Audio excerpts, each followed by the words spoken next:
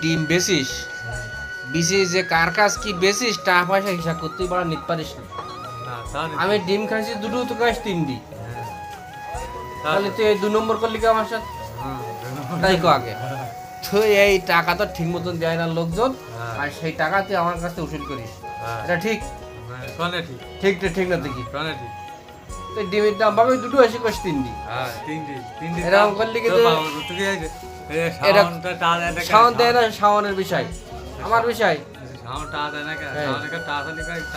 তা নেই, তা আমি কি করবো? ও বাড়ি কাজ আস মানে এই জন্য এসছি না, বাড়ি কাজ নেই দেখি, ওর কাজ থাকে, ওর কাজ থাকে ওর। আর তুই এই যে কার কাছে ফ্রি খাওয়াতেছিস তার ঠিক নেই, এটা ডিম দিছিস 4-5 টাকা লাভ হয়, আর তুই এই মানুষের ফ্রি ফ্রি খাওয়াতিস, বুঝেছিস? এই ফ্রি ফ্রি মানুষের খাওয়াইস নি, টাকা দেয় না কিছু না। হ্যাঁ, এই 2 টাকা চালান 3 টাকা দেখেন লস হয়ে যাবে, হয় না? আর এই ঠিকঠাক মতো হিসাব কিতাব রাখ, কাগজ কি দিলি কি না দিলি, ঠিক আছে? তাহলে দেওয়ার দরকার নেই মানুষের, একবার দেশে আসার দরকার নেই। হ্যাঁ, আসবে না তো।